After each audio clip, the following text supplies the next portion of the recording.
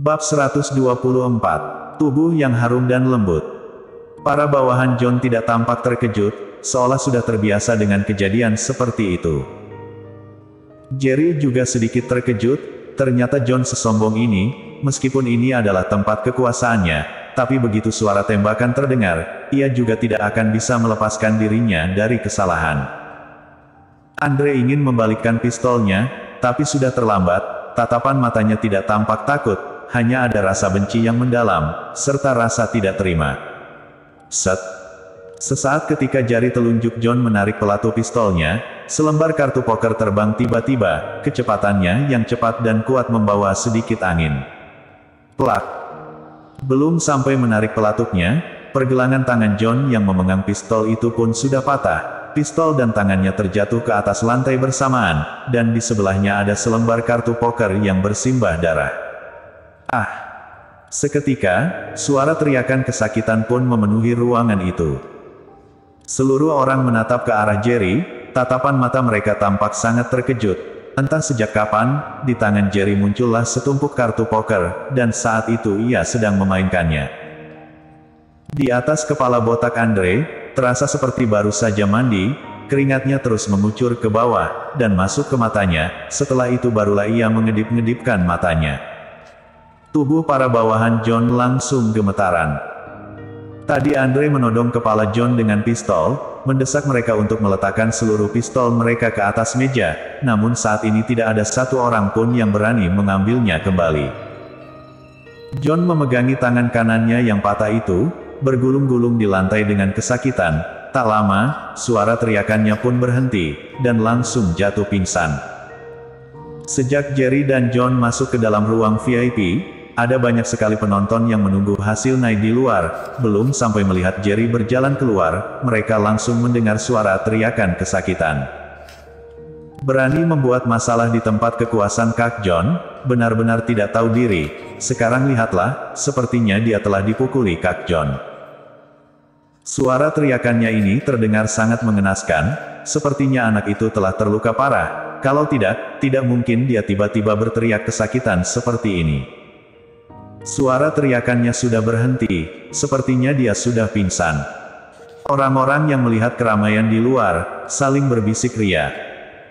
Hanya dengan suara teriakan saja, sama sekali tidak bisa meyakinkan siapa yang mengeluarkannya. Tapi di dalam situasi seperti ini, tidak ada yang mengira bahwa suara teriakan itu adalah suara John. Lacey yang sejak awal sudah sangat khawatir, sekarang bertambah tidak tenang. Ia tahu jelas bagaimana suara Jerry. Suara teriakan itu tidak seperti suara Jerry, tapi di dalam ruangan itu selain Jerry, sisanya adalah orang-orang John.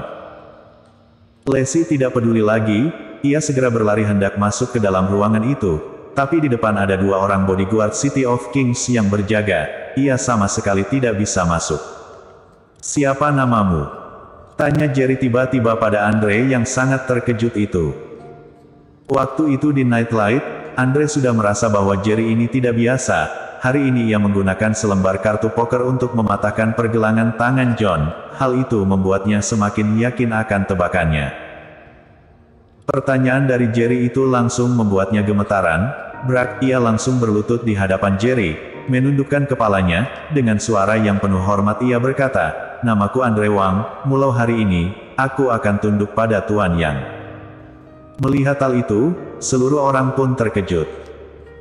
Andre tidak memiliki wewenang di City of Kings, posisi wakilnya juga hanyalah sebuah pangkat kosong saja, tapi saat ia menguasai Nightlight dulu, dia juga merupakan orang yang cukup ternama di Jiangsu, tapi sekarang ia malah berlutut di hadapan pemuda ini.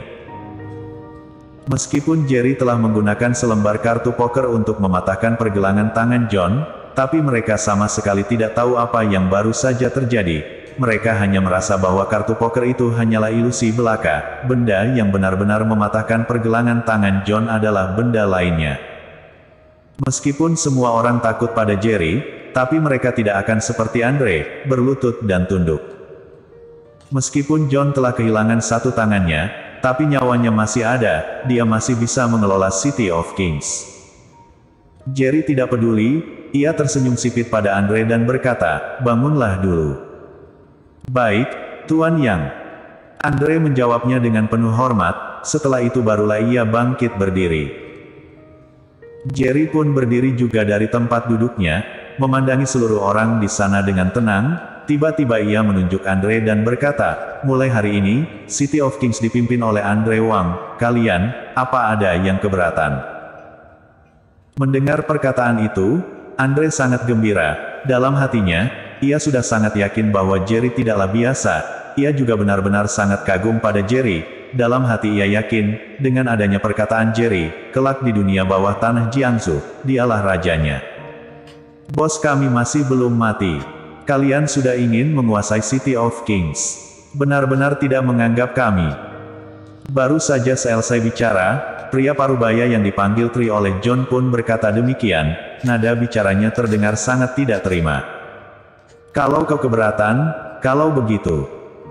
Jerry belum selesai bicara, dan kartu di antara jari-jarinya pun langsung terbang. Set, matilah kau. Setelah itu barulah Jerry menyelesaikan perkataannya. Semua orang melihat ke arah sana, mereka melihat kedua mata Tri terbelalak lebar, di lehernya muncullah sebuah garis darah yang tipis. Tak lama, dari garis tipis itu, darah pun bercucuran keluar, dalam sedetik 2 detik saja, darah pun mengalir deras.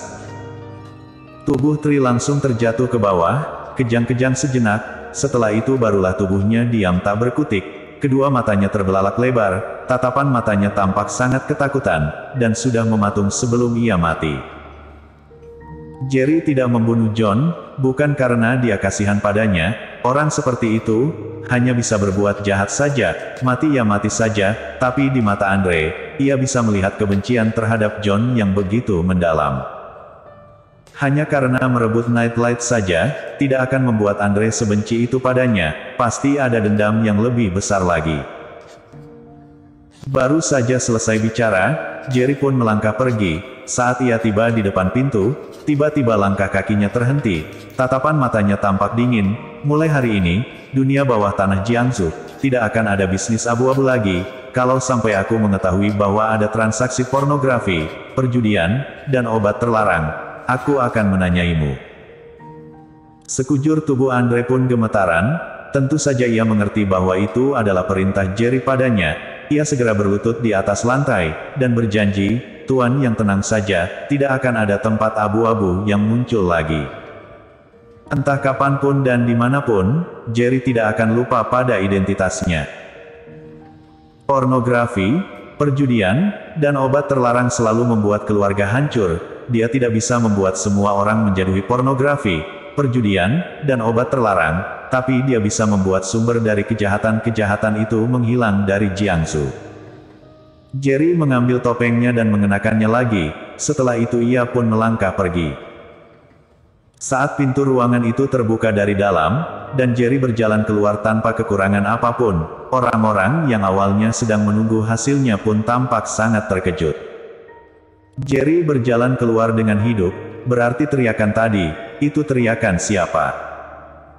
Jerry ingin mencari Lacey, tiba-tiba tercium sebuah aroma wangi, lalu sebuah tubuh yang harum dan lembut pun berlari ke pelukannya, kedua tangan itu memeluk tubuh Jerry dengan erat. Bersambung.